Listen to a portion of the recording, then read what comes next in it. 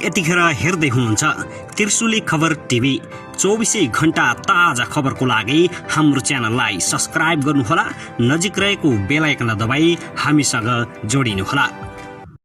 केपी ओली पराजित भए पनि अझै उनको अहंकार र घमण्ड तोडिएको छैन। माओवादी केन्द्रका अध्यक्ष प्रचण्ड प्रधानमन्त्रीको भारत भ्रमणमा ओलीले उठाई प्रश्न, चुनावको बेला जानु रहस्यमय। नेपाली कांग्रेसले भारतीय सेना बोलाएर देशभक्तको टाउको कटाएको ओलीको आरोप। ओलीले संविधानका उपलब्धि उल्टाउन संसद विघटन गरेको प्रचण्डको टिप्पणी। प्रधानमन्त्री ठ्याक्कै चुनाव अगाडि किन भारत जानुभयो, आएपछि सोध्नुपर्छ एमाले अध्यक्ष ओलीको भनाई। देशको विकास र समृद्धिको सपना केपी ओलीको खल्लाकीपनले सकिएको प्रचण्डको आरोप। उम्मेदवार सिफारिस गर्न माओवादी केन्द्रले बनायो 6 वटा मापदण्ड। 5 दलीय गठबन्धनमा वडा सदस्यमा पनि तालमेल प्रस्ताव। चीनको चिन्ता, नेपालमा आइपीएसको हस्तक्षेप कसरी रोक्ने भन्ने भएको माओवादी केन्द्रका नेता देव गुरुङको भनाई। यो सरकारका कारण विदेश नीतिमा प्रश्न उठ्यो। नेपालमा आइपीएसको हस्तक्षेप कसरी रोक्ने भन्ने चिन्ता किन चिनिया मन्त्रीले चासो व्यक्त गरे। र एमसीसी पक्षधरहरूलाई गाउँबाट लखेट्ने अभियान सञ्चालन गर्नुपर्ने विप्लवको भनाई। एमसीसी राष्ट्रघाती सम्झौता भन्दै पनि पास गरेको डरलाग्दो खुलासा मचियो खैराबैला। एमसीसी परियोजना लागू हुन नदिने विप्लवको चेतावनी। अब हेर्नुहोस् पुरा समाचार।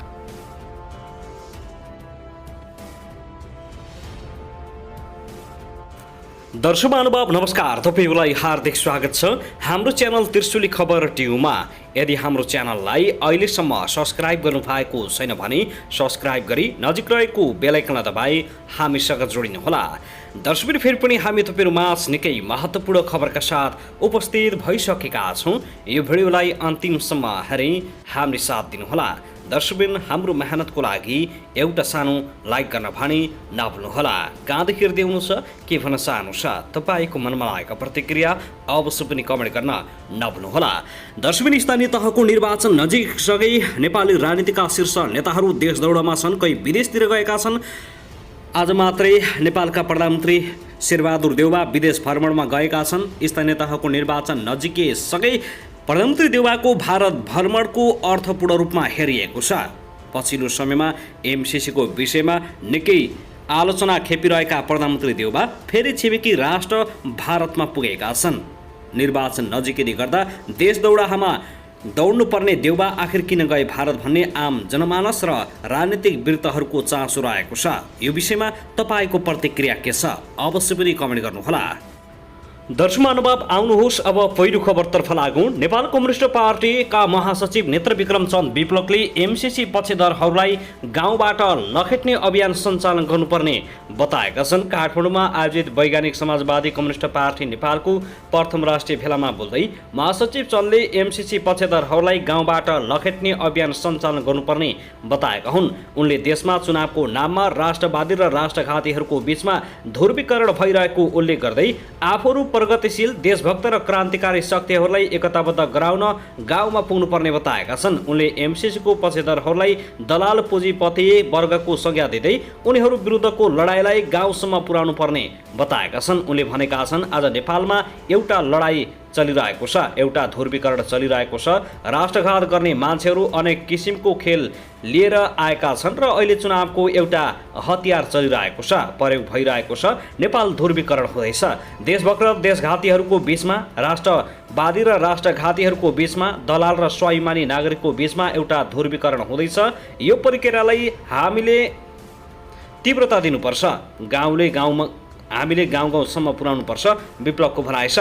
उनले थप भनेका छन्, हाम्रो पार्टीको सोचाइ छ कि यो लडाईँमा पनि हामीले प्रगतिशील शक्तिहरूलाई, देशभक्त शक्तिहरूलाई, क्रान्तिकारी शक्तिहरूलाई एकताबद्ध गराउन गाउँसम्म जानुपर्छ र राष्ट्रघाती एमसीसी पक्षधर देश बेचेर खाने यो देशलाई संसदबाट आफ्नो एकाधिकार जसरी बेच्न खोज्ने दलाल पुँजी वर्गको विरुद्ध लडाईँमा गाउँसम्म पुर्याउनुपर्छ र हामीले भनेका छौँ एमसीसी पक्षधरहरूलाई गाउँबाटै लखेट्ने अभियान हामीले सञ्चालन गर्नुपर्छ। भोलि बिहानैबाट ढुङ्गा मुढा लाठा बन्दुक गोली होइन, तर यो निश्चित हो कि जनतालाई हामीले अपिल गर्नुपर्छ। साथै अध्यक्ष प्रचण्डले देश बनाउने पार्टी माओवादी भएको भन्दै देशभरका युवा माओवादी आन्दोलनमा केन्द्रित हुनुपर्ने बताएका छन्। काभ्रे जिल्लामा पार्टी प्रवेश कार्यक्रममा सहभागी प्रचण्डले तत्कालीन नेकपा एकता भङ्ग हुँदा जनतामा भरम भए पनि अहिले माओवादीले नै देश बनाउने भन्ने कुरा स्पष्ट भएको दाबी गरेका छन्। भने देश बनाउने माओवादी नै हो। जति जति बेला देशमा सङ्कट हुन्छ माओवादी पार्टीले नै नेतृत्व गरेको थियो।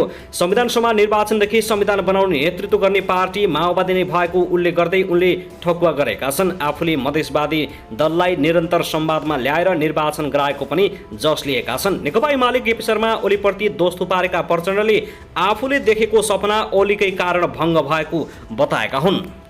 त्यस्तै नेकपा एमालेका अध्यक्ष केपी शर्मा ओलीले आफू प्रतिक्रियावादीहरूको अघि नझुक्ने बताएका छन्। शुक्रबार अनेरा सहयोग केन्द्रीय कमिटीको प्रथम विस्तारित बैठकमा उनले एकीकृत समाजवादीका अध्यक्ष माधव कुमार नेपालको राजासँग भेट्ने गरेको अभिव्यक्तिको जवाब दिएका छन्। अब केपी ओली राजासँग मिल्छ रे, कहाँ छ र राजासँग मिल्न? कस्तो बुद्धि यिनीहरूको? ओलीले भने कस्तो मानसिकता यिनीहरूको? म सम्झाउन चाहन्छु, वरिपरि परिक्रमा गरेर पाउमा दाम राखेर ढोग्ने मान्छे केपी ओली होइन। केही अघिको कार्यक्रममा नेपालले ओली गठबन्धन गर्न राजालाई भेट्न उनकै निवास पुगेको गम्भीर आरोप लगाउने भएका थिए। साथै अध्यक्ष एवं पूर्व प्रधानमन्त्री केपी शर्मा ओलीले विगतमा नेपाली काङ्ग्रेसले देशभक्तहरूको टाउको कटाएको टिप्पणी गरेका छन्। शुक्रबार काठमाडौँमा आयोजित अनेरा सहयोगको कार्यक्रमलाई सम्बोधन गर्दै ओलीले भनेका छन्, नेपाली काङ्ग्रेस पार्टी त्यस्तै नै हो। देशभक्तहरूको टाउको विदेशी बोलाएर कटाएको थियो। यसअघि नेकपा एमालेका अध्यक्ष ओलीले भनेका थिए, नेपालमा विद्यार्थीहरू सदैव अगाडि छन्। राजनीतिक दलहरू जत्तिकै राजनीतिक नेताहरू कतिपय 7 सालपछि आन्दोलन अधुरो भयो भनेर युवाहरूले आवाज उठाए। ती राजनीतिक नेताहरू हुन् युवा नै थिए अथवा विद्यार्थीहरू हुन्।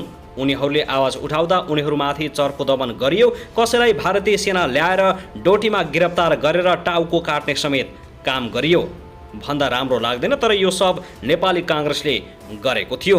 भारतीय सेना नेपालमा बोलाएर नेपालको भलो यसरी हुन्छ भन्ने एउटा देशभक्तको टाउको नेपाली काङ्ग्रेसले कटाएको उनले स्मरण गराएका छन्।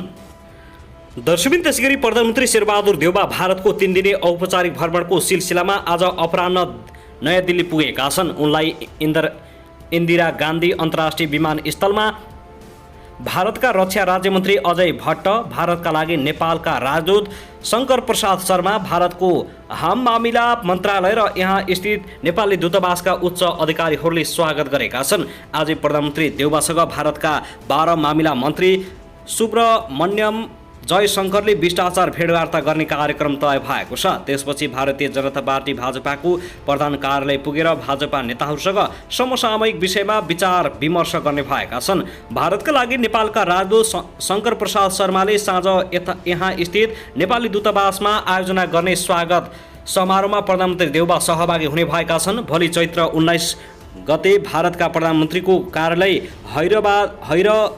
हैदराबाद हाउसमा प्रधानमन्त्री देउबाले आफ्नो समक्ष नरेन्द्र दामोदर दास मोदीसँग प्रतिनिधि मण्डल स्तरीय वार्ता गर्नेछन् भने प्रधानमन्त्री मोदीले आफ्ना नेपाली समकक्षीको सम्मानमा दिवा भोजनको आयोजना गर्ने भएका छन्।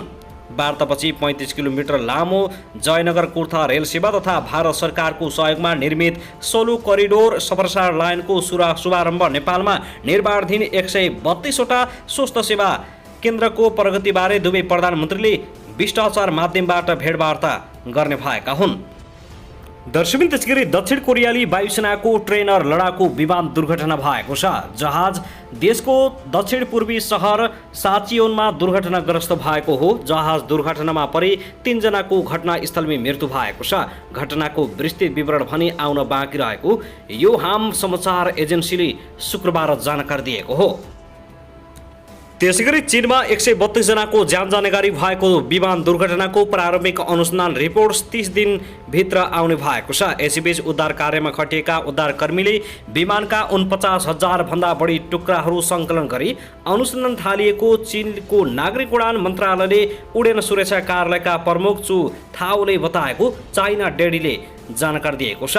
विमानको ब्ल्याक बक्स दुर्घटनाको एक सातापछि फेला परेको थियो। मार्च 21 मा 123 यात्रु र 9 चालक दलका सदस्यसहित युनान प्रान्तको कुनमिङबाट दिउँसो 1:11 मा उडेको चाइना इस्टर्न एयरलाइन्सको उडान MU5735 भएको विमान उचौ क्षेत्रमा पुगेपछि 2:21 बजे एयर ट्राफिकसँग सम्पर्क टुटेको थियो। गत शनिबार मात्र विमानमा सवार सबैको मृत्यु भएको घोषणा भएको थियो। दुर्घटनापछिको उद्धार अभियान सकिएको भन्दै दुर्घटनाको कारण पहिचानका लागि कुनै पनि कसर बाँकी नराख्ने उनले बताएका छन्। हामीले कुनै कसर पनि बाँकी राख्ने छैनौँ र दुर्घटनाको कारणको जडसम्म पुग्नेछौँ। सत्य र तथ्य सबैलाई पत्ता लागोस् भनेर हामी यसमा अनुसन्धान गरिरहेका छौँ बताइएको छ।